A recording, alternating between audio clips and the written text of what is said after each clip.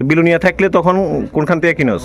বিলুনিয়া থাকি না, আমি সাকবাড়িতে, আমি করছি মতে থাকি। বিলুনিয়া থাকস না, তাই বিলুনিয়া শুধু চুরি করবার লিগে আয়স? কারণ আগে দুইবার তিনবার দুই তিনবারেতে করছ শুধু, আর বেশি না? এদিকে তো আমি দুইবার তিনবার নাই। আর কে কে আছে এইখান থেকে? জানি না। তো লোকাল কে দেখাই দিছে তোরা যে হেবারের পিছন দিয়ে ঢুকছ? যে জায়গা তো অল্প দূর খালি, পুরা বাউন্ডারি আছিল। হ্যাঁ,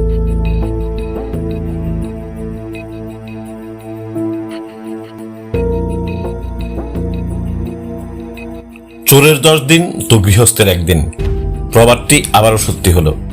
কথা দিয়ে কথা রেখেছি আমরা, অবশেষে ধরা পড়েছে নেশাগ্রস্ত চোর।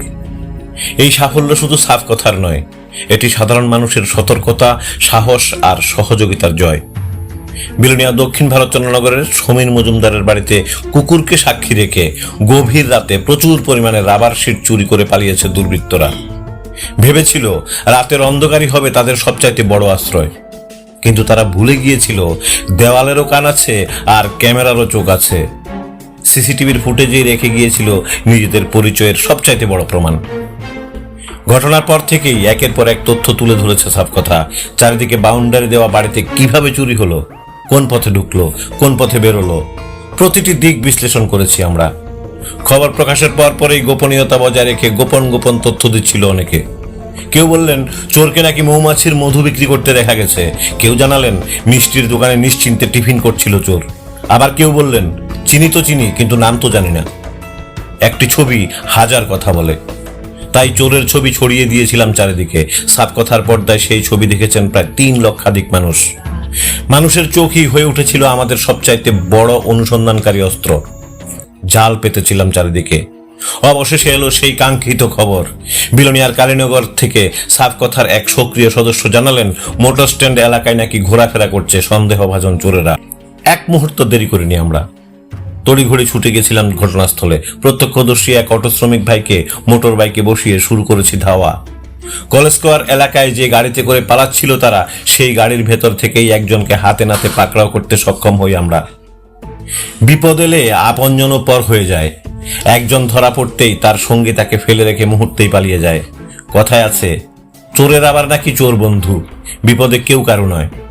তবে আজ আবারও প্রমাণ হলো নিখোঁজ ব্যক্তি হোক, চোর হোক কিংবা পাচারকারী, প্রশাসনের পাশাপাশি সাফ কথার পরিবার সব সময় খোলা চোখে খোলা কানে থাকে মানুষের পাশে। যাই হোক, হাতে নাতে ধরা পড়ার পর চোর কি বলছে শুনুন সাফ কথার পর্দায়। এটার থেকে চুরি করছ, এবার এটা চারদিকে বাউন্ডারি আছিল, ছোট্ট কুদ্দুর গ্যাপ আছিল। এই গ্যাপটা তুই যদি বিলোনিয়াতে নাই থাকো, সিনছত কেমনে গ্যাপটা? তারা কি জান, তারা উত্তর পাড়ার মধ্যে আগে কাজ করে। কে তারা বলতে? ভাইয়া। ভাইয়ের নাম কি? ভাইয়া তারা না। ওই ভাগ্য যেটা নি সেদিন চুরির মধ্যে হের সাথে আসিলি, কবে থেকে এই চুরি করস? তারা তো মার খাই আরে, মানে ড্রাগ খাই আরে 5 বছর মতো হয়েছে। তো ড্রাগ খায় 5 বছরের মতো হয়েছে, তুই কত বছর হয়েছে কাজ? যে 1 বছর কই। ড্রাগ কোনখান থেকে কিনস? সাকবাড়ি। এ সব সময় সিরিঞ্জ কি এটা ইনজেকশন কে পুশ করে? আমি। নিজে নিজে? ডাক্তারি পুষছত নাকি? নিজে নিজেই পুশ করস? কিনস কোনখান থেকে? সাকবাড়ি। শাকবাড়ির থেকে। বিলোনিয়া এলে কার থেকে কিনস? ওই বাড়িতে কয়টার সময় চুরি করতে ঢুকছিলি? জানি না তে। তো এই মালটি কই নিছিলি? মরিপুর। মৌরিপুর তো নিছত, রাত্রেবেলা ওই দিয়ে গেছত কি গাড়ি দিয়ে আনি নিছত? না। তুই এমনি হাঁড়ি হাঁড়ি। হাঁটি হাঁটি হাঁটি হাঁটি কোনখানে গেছিলি ওই সাইডে? এদিকে গাড়ি দিয়ে রিজার্ভ করে নই। গাড়ি রিজার্ভ করে তারপরে রাবার উড়াইছিলি, এরপরে নিয়ে বিক্রি করছত কোনখানে? এইদিকে মরিপুর। মৌরিপুর। হিয়ান থেকে যে আমরা সাকবাড়ি। শাকবাড়ি গেছত গিয়া শুধু চুরির লিগা বিলোনিয়া রাত্রে আসিলি? তো বিলোনিয়ার লোক যদি জড়িত না থাকে তুই কেমনে বুঝছো তুই বাড়ির পিছন দিয়ে ঢুকন যাবে? যে আমি তারা রাস্তা আগে থেকে চিনি। আগের থেকে চিন্তা রাখছত?